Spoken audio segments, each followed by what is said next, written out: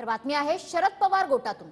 शरद पवार गटाकडून साताऱ्यातून शशिकांत शिंदेंना उमेदवारी मिळाली। रावेरमधून श्रीराम पाटलांना तिकीट देण्याचा निर्णय झाला। रक्षा खडसे विरुद्ध श्रीराम पाटील अशी लढत त्यामुळे आता होणार आहे।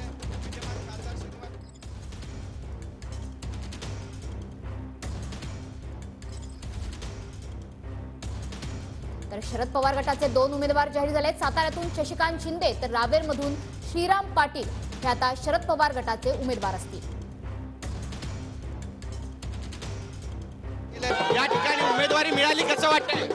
उमेदवारी मिळाली काय म्हणून? पवार साहेबांनी दिलेला, महाविकास आघाडीच्या लोकांनी दिलेला निर्णय हा मान्य आहे। शेवटी महाराष्ट्राच्या स्वाभिमानासाठी जी लढाई सुरू झालेली आहे ती पवार साहेबांनी, उद्धवजी ठाकरे साहेबांनी, त्याबरोबर राहुल गांधी वगैरे या सगळ्या मंडळींनी केलेली लढाई, या संदर्भातून मला संधी दिलेले एक आव्हान आहे। पण निश्चितपणाने महाविकास आघाडीने दाखवलेलं स्वप्न हे साध्य करण्याचा आणि यशस्वी करण्याचा मी प्रयत्न करेन। साताऱ्यामध्ये तुमचा जो सामना आहे तो उदयनराजे भोसले यांच्यासोबत होण्याची शक्यता व्यक्त करण्यात येते। तुम्ही शड्डू ठोकलाय का त्या ठिकाणी असं म्हणावं? मी आपल्याला एवढंच सांगेल, माझी लढाई कोणत्या व्यक्तीशी नाही आहे, उमेदवाराशी नाही। माझी लढाई जी आहे ही विचाराची आहे। हा सातारा जिल्हा चव्हाण साहेबांचा जिल्हा म्हणून ओळखला जातो, तो शरद पवारांचा जिल्हा म्हणून ओळखला जातो। छत्रपती शिवाजी महाराज, शाहू फुले आंबेडकरांचा विचार आणि महाराष्ट्राचा स्वाभिमान हा टिकवण्याच्या संदर्भातली लढाई आहे।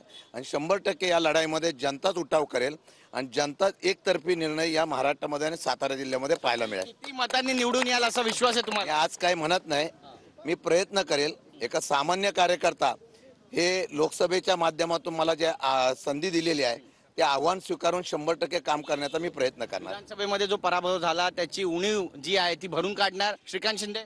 नाही, विधानसभेचा पराभव जो होता तो एक अपघात होता, अपवाद होता। पण तो पराभव झाल्यानंतर पक्षाने मला परत जबाबदारी दिलेली आहे।